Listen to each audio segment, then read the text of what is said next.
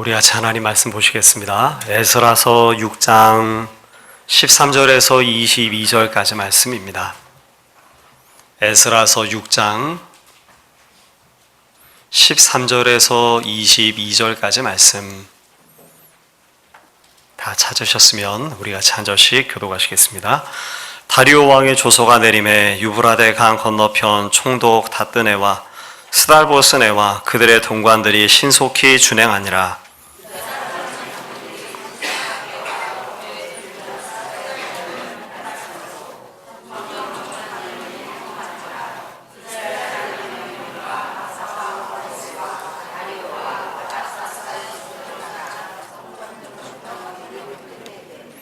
다리오 왕 제6년 아달월 3일에 성전일을 끝내니라.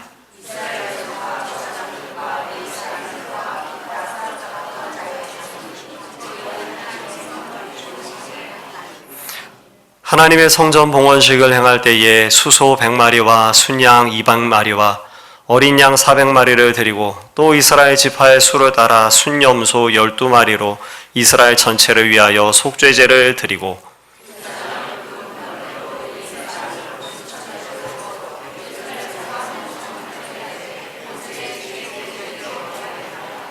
사로잡혔던 자의 자손이 첫째 달 14일에 유월절을 지키되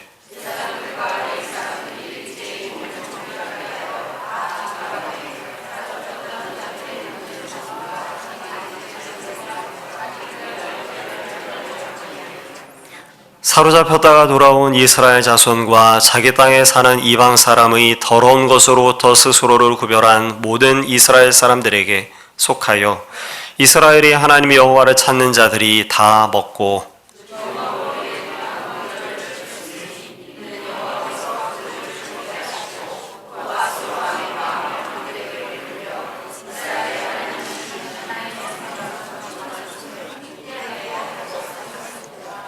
아멘.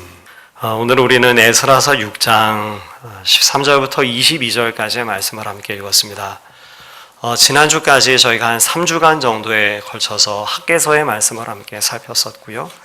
그리고 학개서의 말씀을 살폈던 이유는 실상 저희가 6월 마지막 주까지 에스라서의 말씀을 살피다가 잠시 중단을 하고 다른 성경의 말씀들을 살피다가 그 에스라서의 말씀을 계속해서 이어나가기를 원해서 그리고 그 에스라서의 말씀 가운데 학개 선지자의 성전 재건에 관한 이야기들이 함께 있어서 그래서 우리가 3주간 학개서의 말씀을 좀 살펴보고 있었습니다. 그래서 지난주 우리가 학개서의 말씀을 이제 마쳤고 학개서의 말씀을 살폈으니까 이제 저희가 다시 어디로 되돌아오는 것일까요? 우리가 이제 다시 에스라서의 말씀으로 우리가 다시 되돌아오는 것이죠. 에스라서의 말씀을 본문으로 잡아서 말씀을 함께 나눈 것이 6월 마지막 주였던 것으로 제가 기억을 하고 있습니다. 그러니까 벌써 7월, 8월, 9월 약 3개월 정도의 시간의 간격을 띄고 그리고 지금 우리가 에스라서를 다시 말씀 가운데 보고 있는 것이죠. 그러다 보니까 아무래도 에스라서의 전체 가운데에서 기록되어져 있는 상황이 위치가 어떠한지에 대해서 우리가 다시 한번 그 주요한 장면들을 떠올려 보는 것이 우리에게 꼭 필요하고 또 유익하리라 그렇게 생각되어집니다. 그런데 어쩌면 이런 질문이 우리 가운데 있지 않을까 생각해 보았습니다. 성경 가운데 특별히 지금 우리와는 그렇게 큰 상관이 없는 것처럼 여겨질지도 모를 구약 성경에 기록된 역사적 사건들을 우리가 이렇게 살펴보는 것이 꼭 필요한가? 그 구약 성경이 기록한 이스라엘 백성들의 역사들 그리고 그 가운데에서 이루어진 일들을 아는 것이 오늘 신약 시대를 살고 있는 오늘 우리들에게 그렇게 중요한 일인가라고 하는 질문을 던질 수도 있지 않은가 생각해 보았습니다. 다시 말한다면 구약에 기록되어져 있는 말씀들 가운데 있는 결론과 그리고 교훈만 정리를 해서 그 교훈과 그리고 결론을 전하면 될 것이지 꼭 우리가 이렇게 구약 성경에 기록된 말씀들을 그것을 또 시대적인 상황이 어떠한지 그것이 어떤 일들이 벌어진 것인지를 그렇게 살피는 것이 꼭 필요할까 생각하실지도 모르겠습니다. 그러나 사랑하는 성도 여러분, 우리가 구약 성경의 말씀들을 이렇듯 가능한 할 수 있다면 우리가 그렇게 자세하게 살피는 것은 아닙니다만, 그러나 그 사건들을 살피는 일은 대단히 유익하고 또 반드시 해야만 하는 것입니다.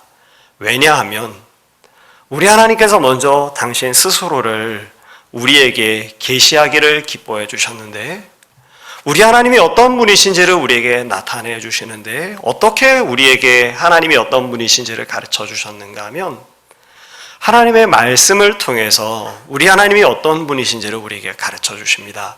그러니까 사랑하는 성도 여러분, 만일 우리가 하나님을 알고자 한다면, 그 하나님을 우리가 정말 알고 싶다면 우리가 해야 되는 일이 무엇일까요?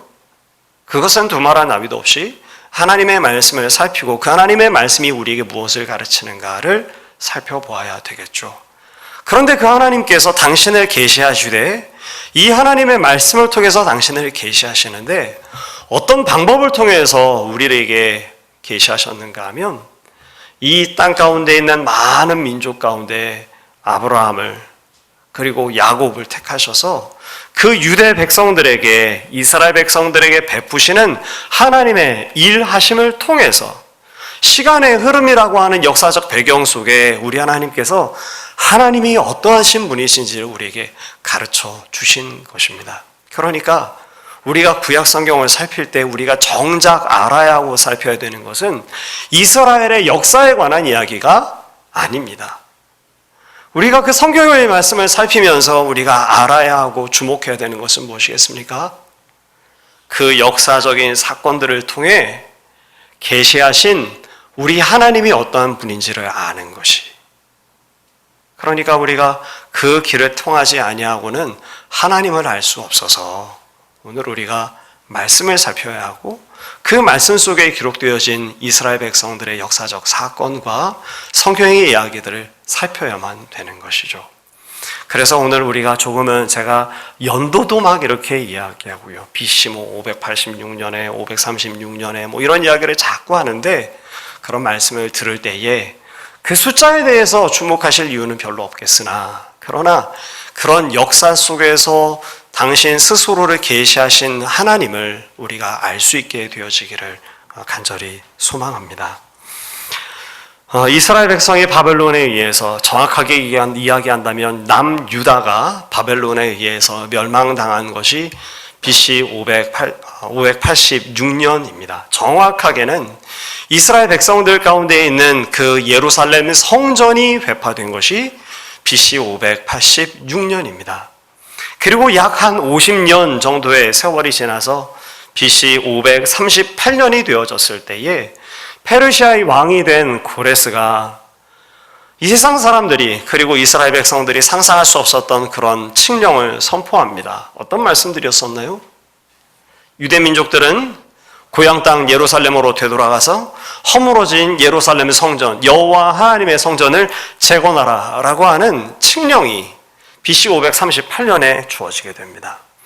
놀랍게도 이와 같은 말씀이 주어지게 되자 바벨론 땅에서 윤택한 삶을 살고 있었던 이스라엘 백성들 가운데 5만 명이라고 하는 인원이, 그들이 다시 황무한 예루살렘 땅으로 되돌아가는 일들이 기록되어져 있습니다.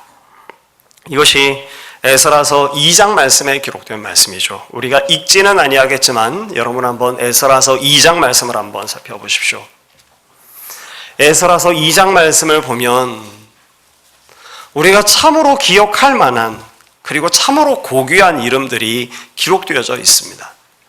5만 명이라고 하는 그 인원들이, 어떤 지파들이 얼마나 그 하나님의 성전 재건을 위해서 이동했는지, 오늘 우리가 그 의미를 알지 못하고 읽는다면 그저 발음하기 어렵고 지루하기 짝이 없을 그런 명단들이겠지만, 에스라서 2장 본문의 말씀대에 기록된 이 명단들은 성경 가운데 기록되어져야 하고 후대에도 읽혀져야 할 그 이름들이, 예루살렘 성전 재건을 위해서 분연히 나섰던 5만 명의 명단들이 에스라서 2장 본문의 말씀들 가운데 기록된 것이죠. 그들이 예루살렘 땅에 되돌아간 지 2년이 지난 BC 536년에 이들이 성전 재건을 위한 공사를 시작하게 됩니다. 그리고 1년여의 시간을 지내면서 성전 지대를 놓게 되죠. 그 성전 지대가 놓여진 지 얼마 되지 않았는데, 안타깝게도 일사천리로 진행될 수 있을 것 같았던 성전 재건의 역사가 사마리아 사람들의 방해로 인해서 중단되어 버리고 맙니다. 그것이 에스라서 4장 말씀 가운데 있었습니다. 그렇게 중단된 예루살렘 성전, 덩그러니 여호와의 성전이 황무한 채로 버려지게 됐고, 시간이 흘러 지나가는데 15년여의 시간이 흘러 지나가기 시작합니다. 그들의 눈에 보기에 여호와의 성전 지대만 놓이고 황무한 채 남아져 있는 예루살렘의 그 성전이, 여호와의 성전이 가슴 아팠을지도 모르겠습니다. 그러나 15년이라고 하는 세월은요, 덩그러니 놓인 성전의 폐허가 사람들의 눈에 익숙해지기에 충분한 시간이었었습니다. 백성들은 자기 자신의 삶을 일구고 살아나가기에 바빴고, 어느덧 그 예루살렘 성전의 성전 지대만 남아있는, 건축을 시작하기는 시작했지만 그저 기초만 놓인 채로 놓여져 있는 바로 그것은 알지도 못하는 사이에 조금씩 무감각해지고 차일 피일 뒤로 미뤄도 좋은 그런 일이 되어버리고 말았던 것이죠. 그렇게 성전의 폐허가 익숙해져 갈 즈음에 BC 520년 우리 하나님께서 선지자 학개를 보내셔서 이스라엘 백성들을 꾸짖으십니다. 백성들의 무감각함을 꾸짖고, 백성들의 그 성전 재건의 일을 중단한 채 그저 세월을 보내고 있는 일들에 대해서 꾸짖고, 그들의 게으름에 대해서 우리 하나님께서 책망해 주셨던 것이죠. 이와 같은 하나님의 책망이 학개 선지자를 통해서 이스라엘 백성에게 들려졌는데, 여러분 어떤 일이 생겼을까요? 정말 놀라운 일이 이스라엘 백성들 가운데 일어나게 됩니다. 우리가 함께 살폈었던 말씀들이었지만 제가 학개서 1장 12절 말씀을 한번 읽어드리겠습니다. 여러분 그냥 들어주셔도 될 것 같습니다. 스알디엘의 아들 수룹바벨과 여호사닥의 아들 대제사장 여호수아와 남은 모든 백성이 그들의 하나님 여호와의 목소리와 선지자 학개의 말을 들었으니 이는 그들의 하나님 여호와께서 그를 보내셨습니다. 이 음성을 듣고 백성이 다 여호와를 경외했다라고 성경이 기록해주고 있습니다. 그리고 이어지는 본문의 말씀들 속에 결과적으로 그들이 와서 만군의 여호와 그들의 하나님의 전 공사를 다시 시작했다라고 하는 이야기가 학개서 1장 12절부터 14절까지의 말씀들 가운데 기록되어져 있습니다. 오늘 우리가 이 자리에서 잠시 좀 멈춰 설 수 있으면 좋겠습니다. 왜냐하면 이것이 정말 놀라운 일이기 때문에 그렇습니다. 사랑하는 성도 여러분, 세월이 지나갔습니다. 세월이 지나간다는 것을 무엇을 의미할까요? 우리에게 익숙함이 되어진다라는 의미가 되겠죠. 성전 지대만 놓여져 있지만 그 성전 지대가 아픔이 되지 않고 무감각해지고, 그리고 그것이 익숙한 것이 됩니다. 그리고 15년이라고 하는 세월이 지났습니다. 그런데 그 익숙해진 성전 지대의 일들에 대해서 우리 하나님께서 책망하시는 말씀이 들린 거죠. 그런데 그 하나님의 말씀을 듣고 이스라엘 백성들 가운데 어떤 변화가 일어난 것입니까? 여호와를 경외하게 됐다라고 말해주고 있는 것입니다. 다시 말해서 하나님을 두려워하고 또 하나님을 친밀히 하게 되었다라는 것이 여호와를 경외했다라고 하는 그 말씀 속에 담겨져 있는 의미인 것입니다. 사랑하는 성도 여러분, 이것이 여러분에게 어떻게 들려질지 알 수 없으나 이것은 참으로 놀랍고도 놀라운 일입니다. 이것이 정말 보통 일이 아닌 것이죠. 왜냐하면 통상 사람들은 하나님을 두려워하지 않기 때문에 그렇습니다. 이 세상의 사람들은 하나님을 경외하지 않습니다. 하나님을 두려워하지도 않고 하나님을 친밀히 하지도 않습니다. 왜 그렇습니까? 하나님이 계신 것조차도 알지 못하는 가운데 있습니다. 그러니 하나님을 알지 못하는 가운데에서 어떻게 하나님을 두려워하겠어요? 하나님이 계신 것조차도 알지는 못하는 가운데 있어서 어떻게 하나님을 친밀히 하겠습니까? 그러니 이 세상 사람들은 우선 기본적으로 하나님을 경외하지 아니하는 것이죠. 이것이 통상적인 사람들의 모습인 것입니다. 그런데 문제가 있습니다. 그러면 하나님을 아는 사람들은 하나님을 경외할 것인가? 안타깝게도 이 질문에 대해서도 우리는 속시원한 답을 하기가 좀 어려운 것 같습니다. 하나님을 아는 사람들도요, 하나님을 경외하지 않기가 십상입니다. 저의 이 이야기를 의아하게 듣지 않으셨으면 좋겠습니다. 사랑하는 성도 여러분, 하나님을 아는 사람들이 하나님을 두려워하지 않는다라는 그런 의미가 아닙니다. 하나님을 아는 사람들이라고 하면 최소한 그 마음에 무엇이 있을까요? 하나님을 두려워하는 마음이 있겠죠. 또 무엇이 있겠습니까? 하나님을 사랑하는, 하나님을 친밀하는 마음이 있는 것입니다.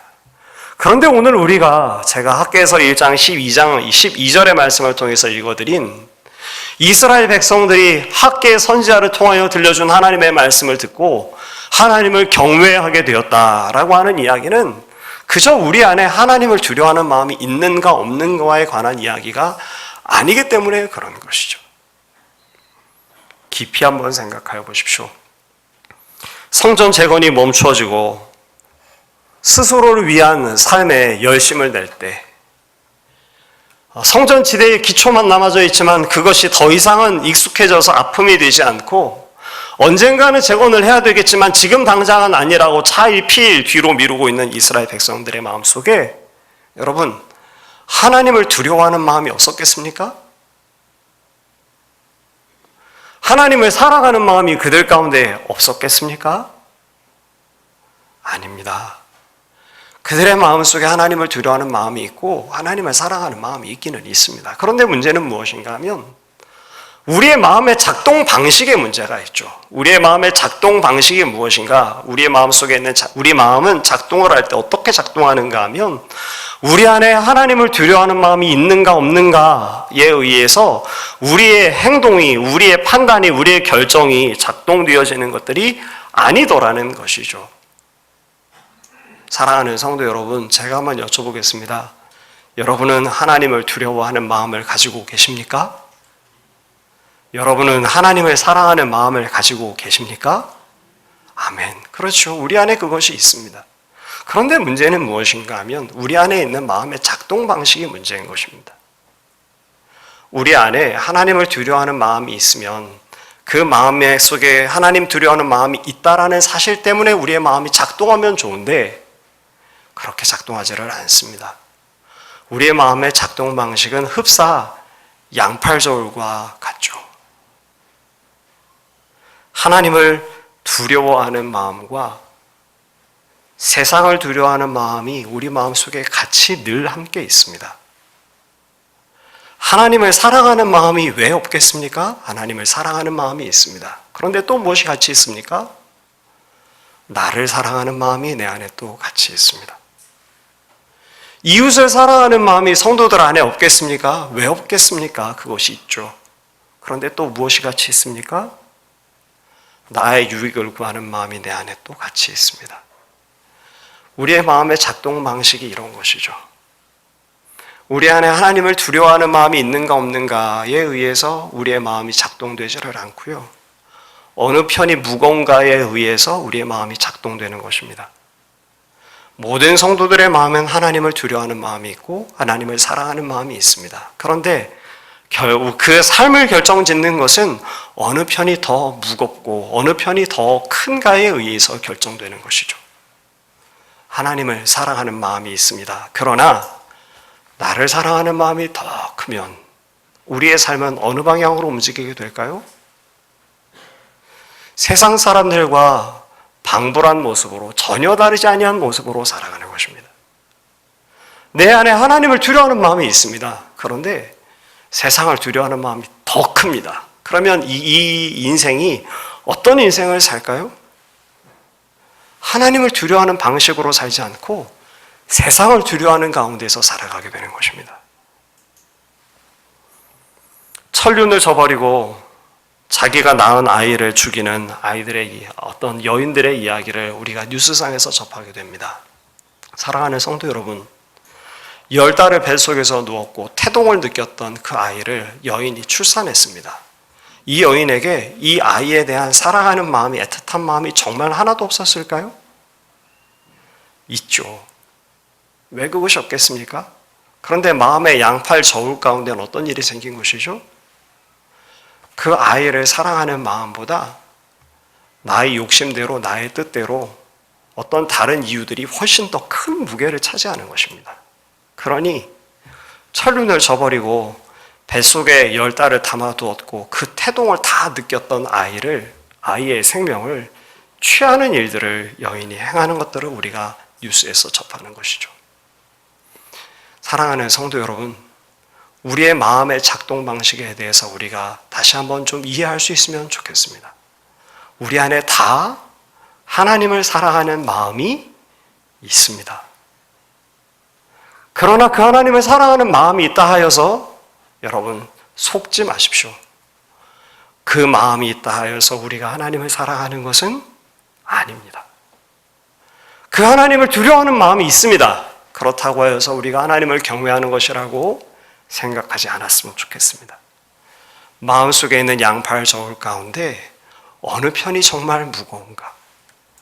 세상을 두려워하는 두려움과 하나님을 두려워하는 두려움, 어느 편이 더 무거운가에 의해서, 어떻게 그것을 여기는가에 의해서 우리의 삶이, 우리의 선택이, 우리의 생각이 달라지는 것이죠. 학개서에 기록한, 학개서뿐만이 아니라 하나님을 떠났다가 하나님을 경외했다라고 하는 변화를 기록하고 있는 성경의 말씀들은 정말 우리가 주목해서 살펴보아야 할 그런 말씀들입니다. 정말 놀라운 일들입니다. 왜 그렇습니까?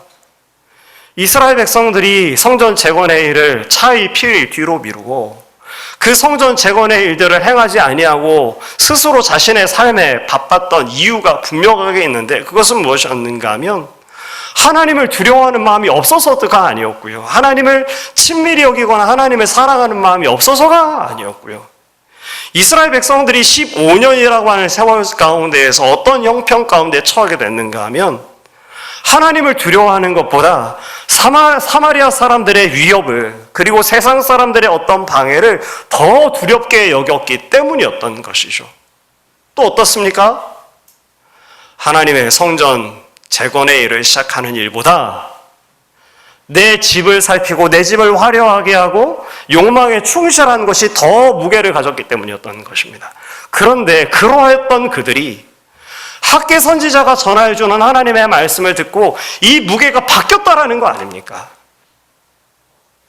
이제껏 중요하게 여겼던 자기를 사랑하는 방법, 이제껏 두렵게 여겼던 사마리아 사람들의 방해, 세상 사람들의 그 두려움, 그것이 그렇게 무거웠던 것이 엊그저께의 일이었다고 한다면, 하나님의 말씀을 듣고 마음 가운데 있는 양팔 저울 가운데서 이들의 두려움보다 하나님을 두려워하는 두려움이 훨씬 더 커진 것이고, 하나님을 사랑하는 사랑함이 나의 욕망과 나의 삶을 사랑하는 것보다 더 크게 된 것입니다.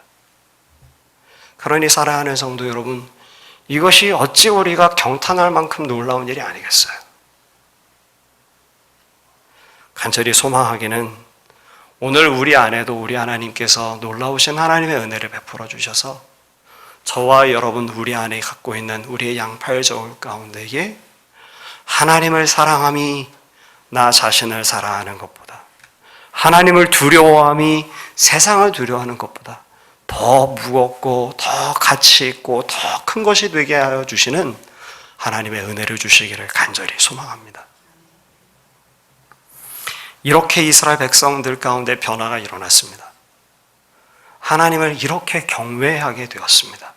하나님을 두려워하고 또 그 하나님을 친밀히 하게 되었습니다. 그리고 그러한 가운데에서 이제 성전 공사가 시작됩니다. BC 520년 다리오 왕 2년 때에 성전 공사가 시작되고 그 공사가 4년, 약 한 4년에서 5년간 지속되어지는데, 그 성전 공사가 이제 다 마친 후의 이야기가 오늘 우리가 함께 읽은 본문의 말씀입니다.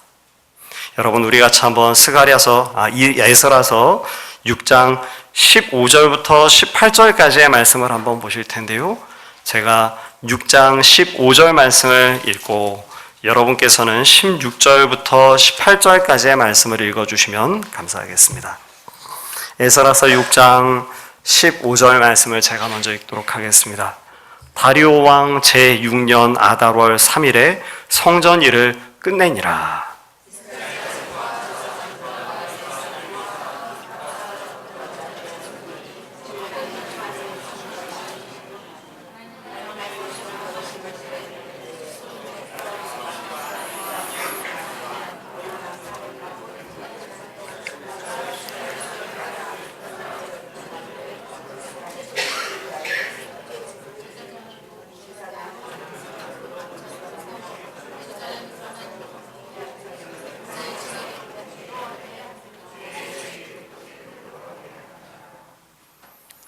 네, 각기 다 읽으셨는데 호흡이 안 맞아서 그렇죠. 15절 말씀은 그렇게 시작된 성전 공사, 우리 하나님께서 그 마음을 변화시켜 주셔서 마음속에 양팔적으로 변화시키셔서 하나님을 경외하게 함으로 성전 공사를 시작하게 했던, 그리고 그 성전 공사가 4년, 5년간 지속되는데 여러분 우리가 학개서의 말씀을 살피면서 살펴봤었죠. 여러분 이것이 얼마나 어려운 일이었는지 여러분 한번 상기해 보시기를 바랍니다. 성전 재건의 공사, 하나님께서 주시는 경외하는 마음을 가지고 시작하긴 시작했지만 여러분 어땠습니까? 아름답고 귀하고 우리 하나님께서 받으실 만한 성전을 재건하기를 원하지만 백성들의 마음은 그것을 지으면 지을수록 그 마음이 초라해져 가고 있었습니다. 왜 그랬었습니까? 그 이전의 성전, 솔로몬 성전과 비교해 볼 때 지금 자신들이 짓고 있는 그 성전이 보잘것없는 것 같아서 그들의 마음이 위축되고 있었죠. 우리 하나님께서 격려해 주셨었습니다. 내가 너와 함께한다. 나중 성전의 영광이 이전 성전보다 훨씬 더 클 것이다. 내가 이 성전에 평강을 주리라 라고 말씀해 주시면서 우리 하나님께서 백성들을 격려해 주셨습니다. 그리고 그런 격려 가운데 4년, 5년이라고 하는 세월 끝에 성전 봉헌이 이제 된 것입니다. 그것이 15절 제가 읽었던 본문의 말씀이고요.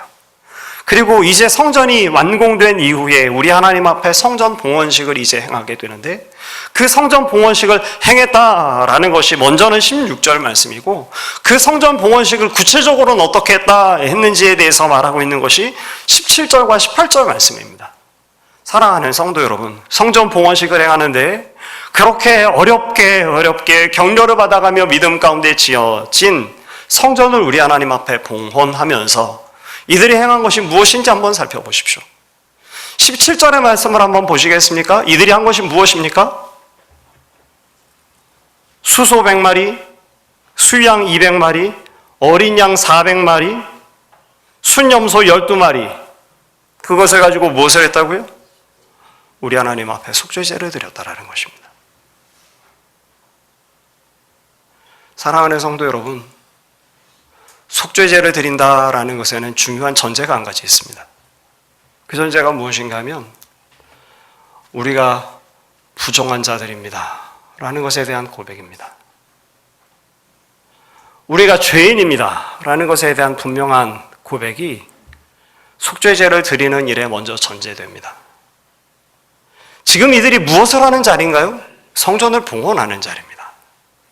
그 성전을 4년간 5년간 수고하고 애써서 지은 그 성전을 여호와 하나님 앞에 이제 완공하여 드리는 그 가운데에서 백성들이 지금 취하고 있는 태도와 자세가 어떤 것인지를 우리는 말씀 속에 발견하게 되는 것이죠. 그 자세가 어떤 것인가요? 하나님, 자 보시옵소서. 이제 우리가 아름다운 성전을 하나님 앞에 봉헌 드립니다. 하나님 기쁘게 받아주시옵소서. 여러분 이런 자세입니까? 지금 이들은 하나님 앞에 그 성전을 봉헌하면서 어떤 자세를 갖고 있는지, 어떤 마음의 상태를 갖고 있는지 우리가 이 일들 가운데서 발견할 수 있습니다. 이들의 마음이 어떻습니까? 하나님, 우리에게는 하나님의 속죄의 은혜가 필요합니다. 하나님, 우리는 부정한 자입니다. 하나님, 우리는 다 죄인들입니다. 아무리 성전을 우리가 완공하여 4년, 5년간 피땀 흘려서 하나님 앞에 올려드린다 해도 그러나 그 하나님 앞에 우리는 죄인입니다. 하나님, 우리는 하나님의 속죄의 은혜가 필요합니다 라고 고백하고 있는 것이 이스라엘 백성들의 모습인 것입니다. 18절의 말씀을 한번 보십시오. 18절의 말씀, 이들이 지금 행하는 일들이 있습니다. 제사장을, 레위 사람을 세워서 여호와 하나님을 섬기게 합니다. 그런데 그것을 어떻게 행하는 것이죠? 모세의 책에 기록된 대로 이들이 지금 이 일을 행하고 있다고 성경은 우리에게 가르쳐주고 있습니다. 자기 소견에 오른 대로 합리적인 방법으로, 어쩌면 더 나아 보이는 방법으로, 조금 더 화려해 보이는 방법으로, 더 눈에 보기 좋은 방법으로 이들이 하나님 앞에 나아가지 아니하고 이들이 지금 어떻게 하고 있는 것인가 하면 모세를 통하여 들려주셨던 우리 하나님의 말씀과 그 양식 그대로, 다시 말해서 하나님의 말씀 그대로 이들이 성전 봉헌식의 일들을 행하고 있다라고 성경은 우리에게 보여주고 있는 것이죠. 저는 이 말씀을 준비하면서 이 모습들을 이렇게 그림을 그려볼 때 이스라엘 백성들의 모습이 정말 아름답다라는 것을 생각지 아니할 수가 없었습니다. 사랑하는 성도 여러분, 이스라엘 백성들의 전 모습이 정말 아름답고 또 귀하지 않습니까? 4년간, 5년간 성전을 지었으면 그들의 마음 가운데 이 성전을 하나님 그래도 받아주십시오 하고 하는 그런 자긍심이나 자랑하고자 하는, 그 공로를 내세우고자 하는 그런 마음이 왜 없겠습니까? 그런데 이들이 지금 어떤 자세를 갖고 있죠? 하나님, 우리는 부정한 자입니다. 우리가 이 성전을 하나님 앞에 올려드리지만 그 하나님 앞에서 우리의 존재란 하나님의 속죄를 필요로 하는 그런 존재입니다 라는 것을 고백하고 있는 것이죠. 또 어떻게 지금 이들이 행하고 있는 것입니까? 하나님께서 우리에게 명하신 방법 바로 그대로, 모세를 통해 주셨던 그 말씀 그대로 저희가 행하기를 원합니다 라고 이들이 행하고 있는 것입니다. 그래서 이들이 너무나도 아름다운 것이죠. 참된 아름다움이란 바로 이런 것에 있는 것 같습니다. 참된 아름다움은 그들이 세워져 있는, 그들이 부름받은 바로 그 자리에서 그 부르심에 가장 합당한 모습으로 처하고 있는 모습을 보일 때가 가장 아름다운 것 같습니다. 이 백성들의 아름다움을 살펴보면서 저는 교회의 아름다움을 생각하지 않을 수 없었습니다. 사랑하는 성도 여러분, 교회가 아름다울 때가 언제입니까? 아름답고 웅장하고 큰 많은 재정을 들여 세운 예배당 건축물이 있으면 그때 교회가 아름답습니까? 자리가 미어 터질 만큼 사람이 그 자리에 많고 그 교회에 소속된 사람의 숫자가 많으면, 그러면 여러분, 교회가 아름답습니까? 언제 교회가 아름답습니까? 교회가 하나님의 집으로서 하나님의 사랑이 어떤 것인지를 세상 가운데 드러낼 때, 세상은 그러지 아니하지만 하나님께서 명하시는 거룩이 어떤 것인지를 교회가 드러낼 때, 그때가 정말 교회가 아름답지 않습니까? 여인이 가장 아름다울 때는 언제일까요? 화장품과 장신구로 아름답게 눈에 보기에 좋도록 치장을 하면 여인이 아름답습니까? 여인이 정말 아름다울 때는 언제인가요? 어머니다울 때 눈이 시리도록 아름답지 않습니까? 아내가 아내다울 때가 가장 여인이 아름다울 때 아닙니까? 교회의 어머니가 기도할 때가 교회의 여인들이 가장 아름다울 때 아닐까 말이죠. 남자들도 마찬가지일 것입니다. 근육질의 몸매를 뽐내면 여러분, 그 남자가 아름답다고 말할 수 있겠습니까? 남자가 가장 아름다울 때가 언제입니까? 남자가 남자다울 때, 책임감을 가지고 있고 맡겨진 일에 대해서 최선을 다하고 넓은 아량을 보여줄 때, 그때 남자가 아름답지 않습니까? 해야 할 일과 해서는 안 되는 일을 분별하고 거룩하고 경건한 삶을 따라 살고자 할 때, 그때가 바로 남자가 가장 아름다울 때 아니겠습니까? 목사는 어떨까요? 목사는 언제 아름답겠습니까?